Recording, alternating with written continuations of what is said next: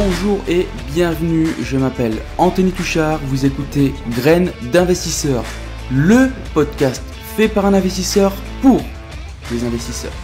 Ici on parle d'immobilier, de développement personnel et d'entrepreneuriat. L'objectif de ce podcast est de vous donner des clés, des conseils et pourquoi pas vous aider à entreprendre le changement de votre vie. Alors installez-vous confortablement, je vous souhaite une bonne écoute, c'est parti.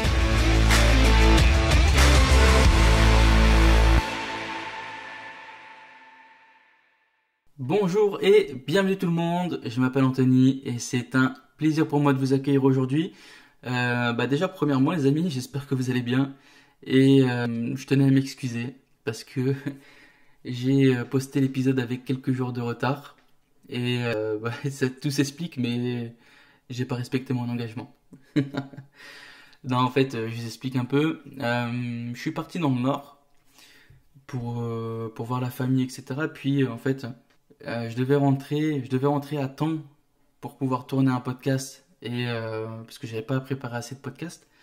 Et puis en fait au final on est resté 1 ou 2 jours de plus et malheureusement j'avais pas préparé assez de podcasts. Donc j'avais rien pour enregistrer et j'avais pas envie de vous enregistrer avec des écouteurs d'iPhone parce que le son allait pas être terrible je pense.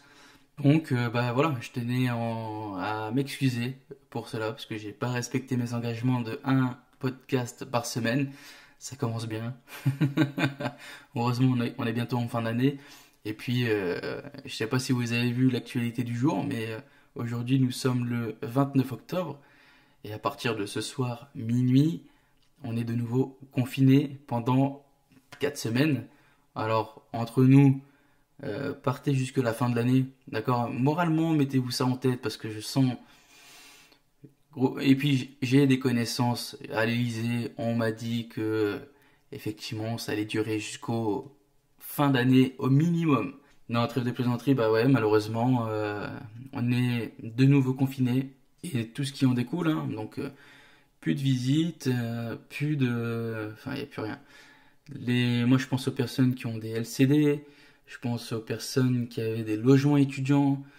Ça va être compliqué parce que je ne sais pas réellement ce qui va se passer. Est-ce que les écoles vont continuer à tourner? J'ai un doute.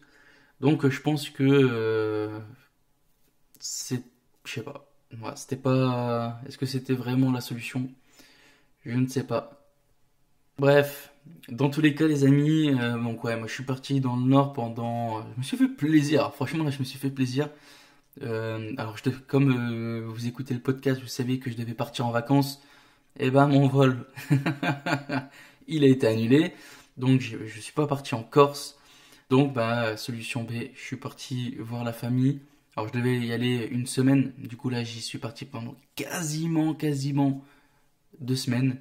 Non, même un peu plus que 2 semaines pour être précis. J'y suis parti, donc j'en ai profité. Hein. Je suis parti voir la famille, etc. Ça fait du bien un peu de revoir sa famille.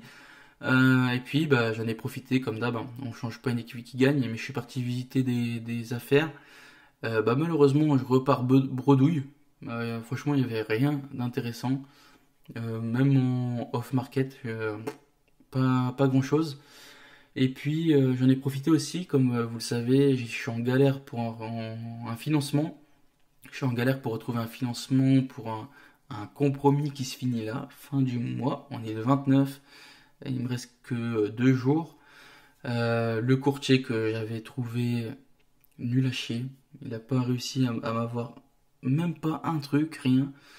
Donc je le conseillerais pas, en sachant que ma situation est pas dégueulasse. D'accord, je rentre dans toutes les cases, c'est simple. Je rentre dans toutes les cases. Apport, taux d'endettement, etc., etc.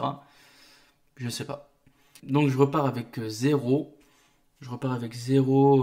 Bien à financer. Et puis du coup j'en ai profité aussi. Je suis parti voir quelques banques, 5 pour être précis. Et puis j'ai eu 2 retours plutôt positifs. Donc ils ont pris mon dossier. Puis j'attends. Là je vais les appeler début de semaine pour voir un peu qu'est-ce que ça donne.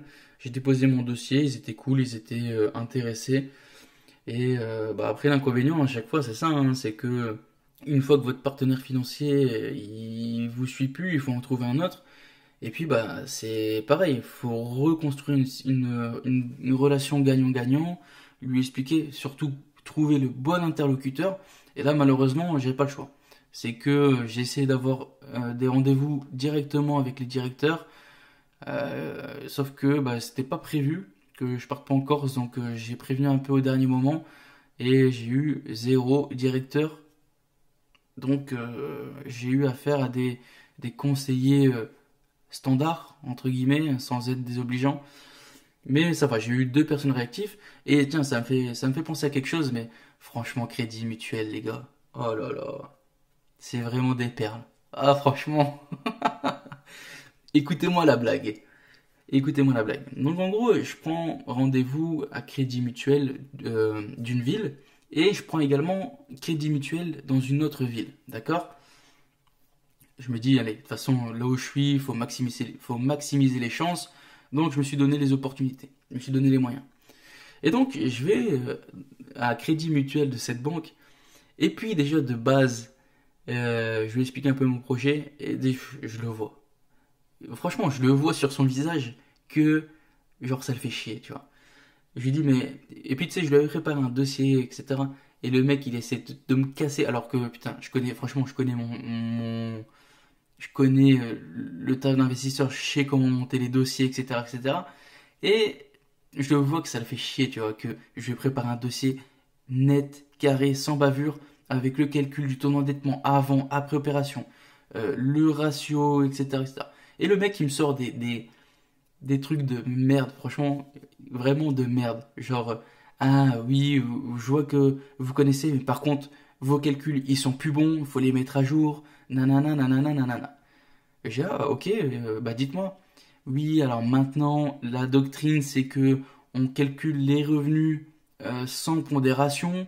J'ai, ah, ok, bah écoutez, tant mieux, mais regardez le projet. Là, avec les 30% de pondération, on est quand même sur un projet positif avec 15K net, 15K, pardon, 15% net de rentabilité. Oui, mais non, ça. Et après, il me sort son excuse bidon. Oui, en plus, vous n'avez pas de RP. Alors, je lui explique pourquoi j'ai pas de RP. Et il continue. Oui, alors nous, déjà, je vous dis clair et net, c'est 15 ans. J'ai dit, ah, d'accord, 15 ans, c'est bizarre et tout. Et puis, tu sais, dans cette banque, je connaissais quelqu'un qui a eu. Alors, certes, on n'était pas dans la même période Covid, etc., etc. Mais je connais quelqu'un dans cette banque qui a eu un prêt de 20 ans, tu vois. Donc je me dis, ah ok, d'accord, je fais l'innocent, je dis, d'accord, ok, mais c'est une doctrine, il me dit nationale. Ah oui, c'est national, vous verrez jamais un crédit mutuel. Je dis, ah, ça date de quand? Il me dit, ça a toujours été. Et là, vas-y, le piège se referme, je dis, ah, mais c'est bizarre parce que euh, monsieur Untel, qui est dans votre banque, il a eu un 20 ans il y a à peu près 8 mois. Et là, il commençait à parler en thaïlandais. Il savait plus quoi dire. Bref, je savais que c'était franchement, je vais vous le dire, franchement, je savais que c'était un clochard. Donc, j'ai vite écourté le rendez-vous. Et puis, je suis parti le lendemain. J'avais rendez-vous donc au Crédit Mutuel, mais dans une autre banque. Et bah là, bizarrement, je tombe sur un conseiller un peu solide qui connaît un peu les investissements locatifs, il trouve que le dossier est pas mal, etc., etc. Et voilà, j'ai déposé mon dossier. Bon, malheureusement, j'ai eu un retour négatif déjà, donc je sais que bah, Crédit Mutuel, ça sera pas bon. Mais vous voyez quand même, moi je sais que, de toute façon, moi je sais que les refus bancaires, ça fait partie du métier, tu vois, ça fait partie du jeu. Trouve-moi un investisseur qui s'est jamais pris de refus bancaire. Moi, j'en connais pas. Franchement, j'en connais pas. C'est obligatoire, ça fait partie du métier, tu vois. Donc, voilà. Mais il faut bien, tu vois, pour des personnes qui seraient débutants, tu vois. Alors, moi, le dossier était nickel, tu vois. Il y a de l'apport, on respecte tout est vert. D'accord? Mais pour quelqu'un qui a un dossier comme ça, qui est vert, mais qui a pas le bon mindset, tu vois, qui a un mindset un peu fragile, se prendre des refus bancaires comme ça et franchement, se faire déboutrailler par un pseudo-conseiller, bah tu vois, ça peut quand même te casser le moral. Ça peut quand même casser le moral de certaines personnes, de se dire, ah, en fait, on te vend du rêve, etc., etc. Alors, je dis pas que Il n'y a pas de vendeur de rêve. Il y en a, d'accord? Mais il y a des gens aussi terre à terre qui te disent la vérité et qui disent comment ça se passe sur le terrain. Mais voilà, pour des personnes qui débutent et qui seraient face à ce type de conseiller, bah ça fait chier. Franchement, ça fait chier. Bref, donc j'en ai profité, j'ai déposé mon dossier dans plusieurs banques, j'ai déposé, alors là j'en ai deux qui sont en études. Il y en a un qui est en études à la caisse d'épargne et un autre qui est au crédit mutuel. Donc on attend, je vais les appeler début de... Enfin, on est combien là? On est le 29, je vais les appeler demain ou après-demain, voir où ça en est. Alors maintenant, franchement, je croise les doigts. Franchement, je croise les doigts parce que là, c'est mes dernières cartouches. Tu vois, j'ai fouillé mes poches et il me restait 2 balles. Franchement, il me restait 2 balles. Je les ai mis dans le barillet, j'ai tiré. Maintenant, on va voir. Franchement, ouais, cette année, comme je l'ai dit dans un des podcasts, vraiment compliqué. J'aurais pas attendu autant de temps. J'aurais dû investir début d'année. Parce que là, je me prends toutes les contraintes Covid. Je me prends les objectifs de fin d'année qui sont quasiment bouclés. Enfin, qui sont même bouclés pour certaines banques. On m'a dit clairement qu'il n'y a plus de prêts hors RP. Donc, ouais, franchement, je me prends beaucoup de contraintes en fin d'année. Donc, et puis ça me prendra, ça fait déjà 2 fois que je finance des biens en fin d'année. Et à chaque fois, je me dis, putain, non, on fait ça en début d'année, on fait ça en début d'année. Et à chaque fois, bah, malheureusement, c'est pas de ma faute vraiment, mais à chaque fois, j'attends, il n'y a pas de bonne affaire, et puis ça se présente à chaque fois. Et la vérité, à chaque fois que j'ai trouvé une affaire, c'était au mois de juin. Juin, juillet. Et automatiquement, je me prends quoi? Quand je signe le compromis, je me prends juillet, août, une période creuse. Et du coup, à chaque fois, je me fais ken, il me reste un mois et demi. Bref, ça fait partie du jeu. Bon, du coup, voilà, hein, ça c'était le bilan un peu de mon retour dans le Nord. Et puis bah là, écoutez, on va parler de la résidence principale. Parce que j'ai reçu des questions sur la résidence principale sur Insta. Et tiens, j'en profite les amis, mais merci beaucoup pour les retours que j'en ai. Ça franchement, ça me fait plaisir que mes petits appels à l'action vous poussent à l'action, que vous me contactez, vous êtes de plus en plus nombreux, franchement ça me fait plaisir. Attends, je vais regarder ça vite fait. Pap. Le dernier en date que j'ai eu, c'est Marlon, Charlotte, On the Rocks, Ant, Ante, Hugo, Rémi, Martin, Luc, Lily, Théo, Kylian, Mokhtarim, Alan, M. Gouriou, Norezo. Ça, c'est une pub. Norezo. Donc, franchement, merci à vous. Ça me fait plaisir d'avoir des retours. Au moins, ça prouve que je parle pas à personne. Et puis, je fais un petit update aussi sur les écoutes. Je suis quand même content. Et puis, en plus de ça, c'est cool parce que j'ai un peu le profil des personnes qui écoutent. On est à 62% en France, 20% en Suisse. Le reste, j'ai 18% aux States, je sais pas c'est quoi. Vous écoutez principalement sur Apple Podcast à 47%, ensuite Spotify, Overcast et puis les autres. Et puis on a au niveau des genres, on a 70% d'hommes, 30% de femmes. Et on est sur une population visée de 18 à 22 ans à 30%, 35% du 23 au 27 et 28-34, 30%. Et puis j'ai une petite partie, j'ai 5% dans les 45-59. Donc franchement, je voulais vous remercier déjà. Ça me fait vraiment plaisir pour les retours que j'ai, les écoutes. Je vois que bah voilà, je pars pas dans le vide, que vous commencez la sauce commence à prendre petit à petit. Alors par contre les amis, YouTube, YouTube c'est nul à chier. YouTube c'est nul à chier. J'ai ouvert une chaîne. Alors je vais pas faire le gars. Elle est vraiment flinguée la chaîne. C'est vrai. Ça va être dans les objectifs prochains. La chaîne est vraiment flinguée. Il y a même pas de couverture. Il y a rien. Je vais m'en occuper. Même au niveau des podcasts. Je vais faire un truc vraiment propre, je pense, dans les semaines qui arrivent. Mais On n'est pas grand, ouais, on n'est pas grand monde, il n'y a pas grand monde sur YouTube. Mais c'est pas grave. Tant que c'est écouté, moi ça me fait plaisir. Donc voilà, ça c'était le remerciement pour tous vos retours, etc. Ça me fait grandement plaisir. Merci à tous. Et puis on commence tout de suite sur la RP. La RP pour les intimes, la résidence principale. Alors, on doit la louer ou on doit être proprio. Eh ben, en fait, vous savez, il y a des gens qui vous prennent automatiquement la location, il y en a qui prennent l'achat, et en vrai, il n'y en a aucun qui a tort. Il n'y a aucune personne qui a tort, tout va dépendre de votre situation. Moi, je sais que j'aimerais bien être propriétaire. C'est même une question qui s'est posée dernièrement. Je pense que je vais devenir propriétaire, ouais, vraiment de ma RP. Mais tout dépend de sa situation, tu vois. Parce que moi, je suis dans une zone où l'immobilier est très cher. C'est même très très très cher. Donc grossièrement, je vous dis un peu, mon appartement, je le paye plus de 1 000 euros. Et si je venais à l'acheter, il me coûterait à peu près 1500, 1600 euros par mois. Donc je dirais, la question est vite répondue. Mais moi, ça m'embête un peu parce que là, les banques, elles commencent à bloquer vraiment sur le fait que je sois pas propriétaire de ma RP. Donc voilà, c'est une question où il n'y a pas vraiment de bonne réponse. Et puis les gens qui vous disent que soit locataire, comme ça t'as pas de prêt, etc., etc. Il y a quelque chose que ces personnes-là oublient, mais quand vous faites votre calcul à la banque de votre capacité d'endettement, eh ben, votre loyer, il est pris en compte.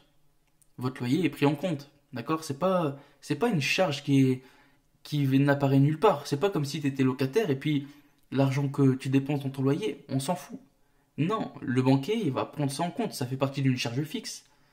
Ton loyer, que tu sois locataire ou propriétaire, que tu payes un loyer ou que tu payes un remboursement de prêt, c'est la même chose. C'est à ta charge. C'est de l'argent que tu n'as pas dans ta poche. Donc, je tiens à dire quand même que j'ai quand même une préférence pour être propriétaire. Si j'aurais le choix, vraiment, moi je serais propriétaire. Je le serais depuis très longtemps. Mais là où j'habite, l'immobilier est très cher. Donc, c'est comme les gens qui habitent à Paris. Des fois, ça peut être plus rentable de louer plutôt que d'acheter. Maintenant, pour les propriétaires, pour les personnes qui pensent que être propriétaire c'est largement mieux, effectivement, c'est bien, mais quand vous êtes propriétaire entre guillemets malin, c'est-à-dire que vous n'allez pas craquer votre capacité d'endettement totale pour votre RP. Tu vois, par exemple, imaginons, on va prendre des chiffres ronds, mais imaginons que tu es capable d'emprunter pour 100 000 euros, eh ben, tu vas pas prendre une RP à 100 000 euros. Tu vois. On va prendre un truc crédible, vas-y, on va dire 500 000.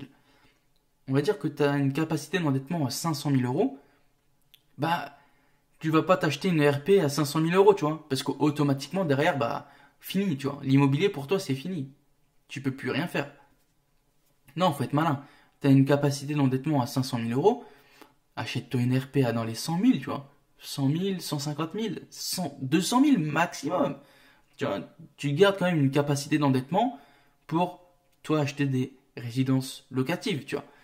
Il faut être un peu malin. Les personnes qui s'achètent une RP à 500 000 boules et que derrière elles se retrouvent bloquées, bah effectivement, elles vont dire que c'est pas possible.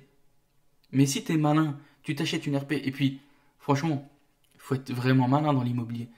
Vous avez quand même la chance, enfin vous, on a quand même la chance que la résidence principale, les plus-values sur résidence principale, c'est non imposable. Donc les amis, il faut réfléchir à un moment. T'achètes une RP, t'achètes une ruine, tu te mets dedans, tu habites, tu fais tes repas, enfin tu rends le bien nickel chrome, tu vois, tu fais un truc vraiment propre, une belle petite mezzanine, t'achètes une maison, tu fais un truc de ouf, un truc de dingue. Bah, automatiquement ta maison elle va prendre en valeur, à moins que t'as mal acheté, tu vois. Si tu as mal acheté, tu as acheté au-dessus du prix du marché, etc.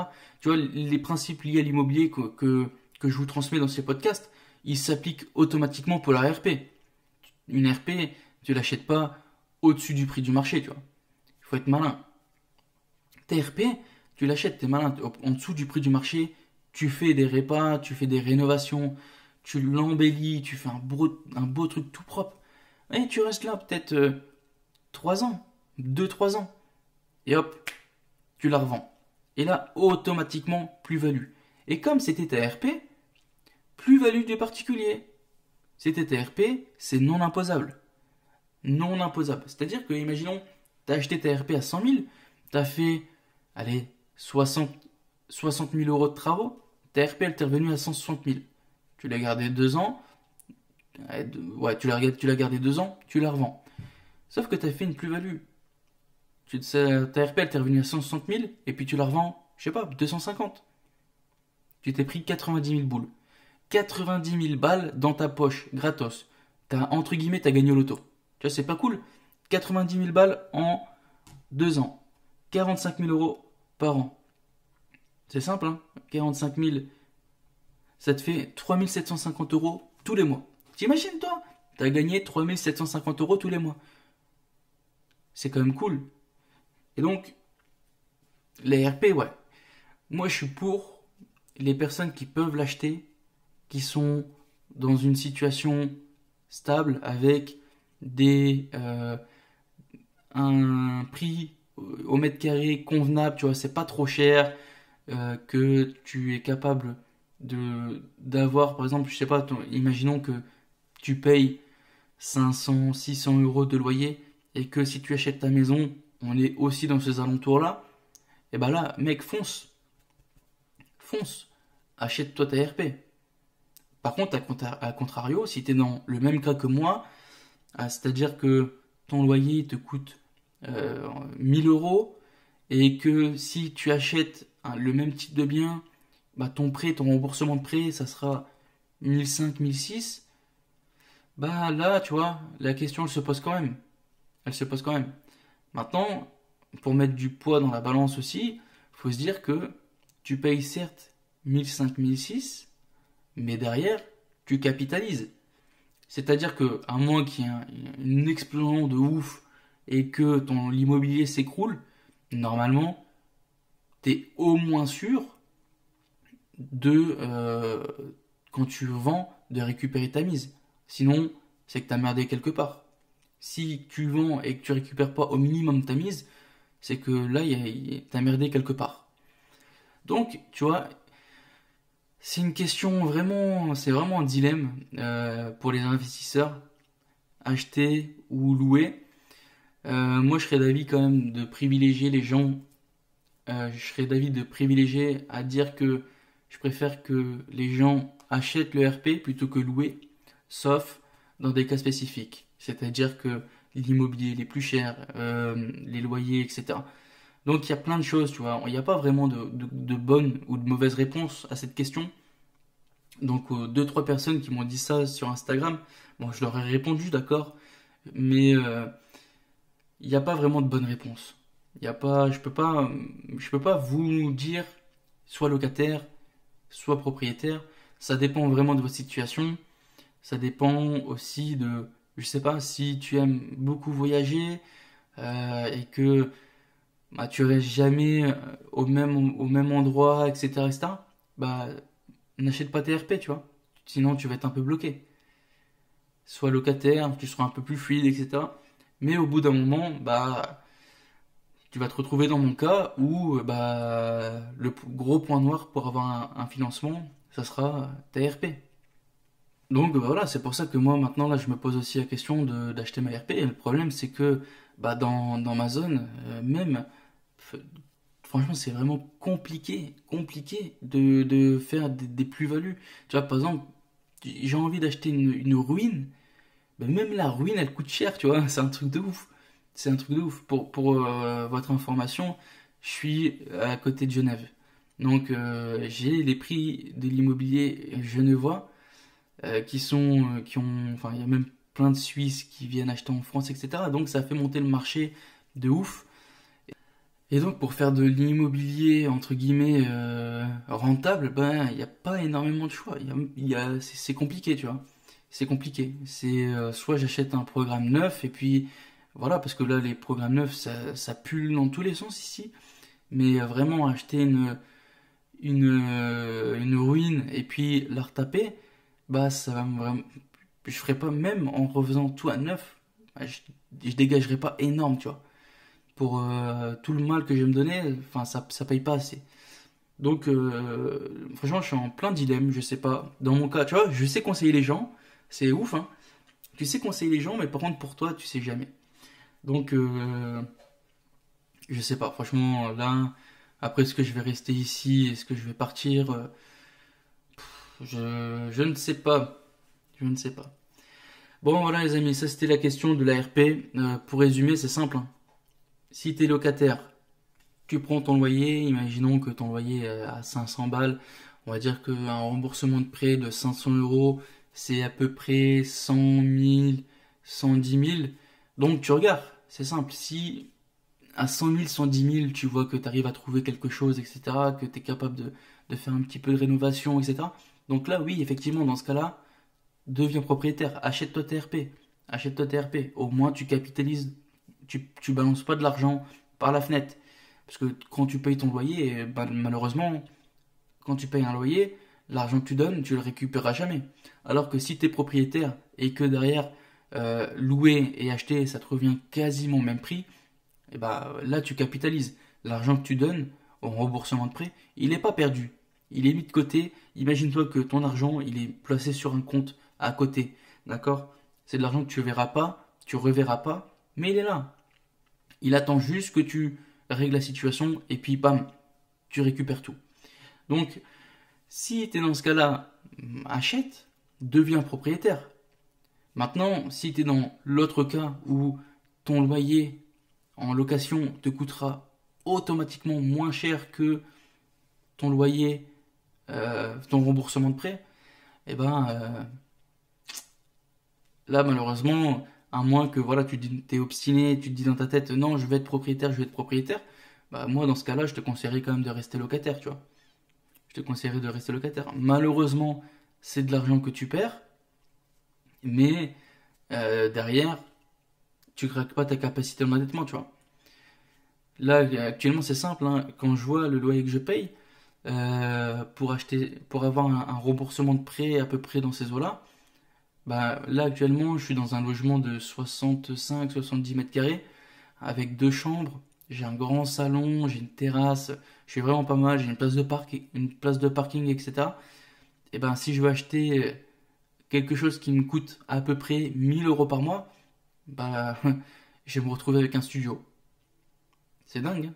Je vais me retrouver avec un studio qui va me coûter à peu près entre 800 et 1000 balles, tu vois. Alors que là, pour un peu plus de 1000 balles, j'ai un T3 avec place de parc, j'ai un balcon, je suis bien, tu vois. Je suis dans une belle résidence, c'est neuf, ça date de 2016, il me semble. Donc, bah voilà, la question, elle se pose même pas. Donc voilà les amis, c'était un podcast un peu... franchement, je ne l'ai pas préparé, je vais pas vous mentir. Je l'ai fait rapidement pour combler mon manque de sérieux. Et donc, ouais, je ne l'ai pas préparé. J'espère que vous m'en voudrez pas trop. En tout cas, on se retrouve la semaine prochaine pour un podcast de qualité. Je vais vous envoyer du lourd, promis. Dans tous les cas, les amis, prenez soin de vous. Et on est dans le confinement. D'accord? Donc, bon confinement. Profitez-en pour ceux qui ne travaillent pas. Du coup, formez-vous, lisez des livres. Restez pas abrutis devant BFM TV ou Les Anges ou je sais pas quoi. Formez-vous, profitez, c'est du temps cadeau, c'est du temps que vous passez même pas au travail. Donc on vous offre du temps entre guillemets. Donc profitez-en, formez-vous, soyez meilleurs qu'hier et profitez-en. Voilà, faites attention à la famille, la santé et puis je vous souhaite plein de bonnes choses et je vous dis à la semaine prochaine. Ciao ciao ciao.